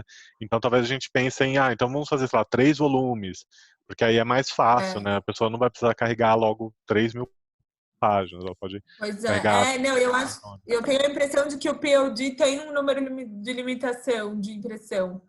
Mas, enfim, tem isso, e aí é melhor dividir em volumes. Já aconteceu com a gente, inclusive, né, Rafa? Sim. Da gente de ficar muito grande e a gente decidir dividir em alguns volumes e fica melhor para todo mundo, até porque também o tempo de desenvolvimento de um livro de 2.000 páginas, enfim, quantos mil capítulos e tal, é muito longo. A gente consegue também dividir esse tempo de publicação. Aí, a quantidade mínima de capítulos também não existe, mas é isso, o limite do razoável. Então, eu acho que, na minha experiência pessoal, acho que o mínimo que eu já editei e já desenvolvi foram 5, 6 capítulos. Mas aí depende também, porque daí podem ser capítulos muito grandes e tal, tudo varia, e aí na discussão com o editor de aquisição, isso a gente consegue dar um direcionamento, né, Rafa? Sim, sim, isso tudo é discutido, a gente tem as recomendações, né, as best practices que a gente vai conversando com o autor para a gente ter um melhor, pensando sempre em quem vai ler, né, que é o que vai usar o conteúdo. Então, qual é a melhor forma para isso chegar nesses leitores finais? Sim. A tabela de plágio, infelizmente, eu não tenho em português. Se for muito, enfim, eu posso tentar traduzir um pouco, mas não, ela é em inglês mesmo. O software de detecção de plágio é o Authenticate. Aqui, número limite, a gente já respondeu. O valor médio dos royalties também. Envio de livros prontos para a submissão. É preciso ser em inglês, sim. Sim. Não trabalhamos com publicações em espanhol, nem em francês. E vamos ver. Acho que a gente respondeu tudo. Livros para editoração. Ótimo.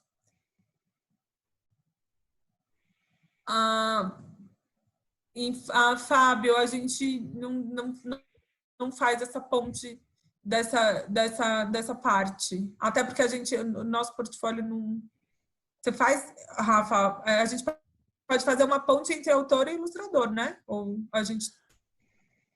Porque em geral os autores já desenvolvem, né? O que acontece assim, os autores eles desenvolvem as imagens e aí se precisar que a gente redesenhe ou faz ajustes, né, nessa imagem a gente faz. A gente tem uma equipe, né, que é essa que fica na Índia, que ele já tem pessoas que trabalham com isso, né, redesenho e tal. Mas em geral, se é um livro que precisa de muitas ilustrações assim, em geral o autor já conhece alguém e já traz para o projeto, sabe? Sim, já vem junto no projeto. Sim. A Raquel falou de taquígrafa parlamentar. Olha, creio que a gente não publica livros sobre taquigrafia. Não, eu nunca vi também. Eu acho que não tem nessa área. Bom, tá aqui. Acho que é isso, pessoal. Muito obrigada pela paciência, pelo tempo de vocês. É um prazer sempre falar sobre a publicação de livros.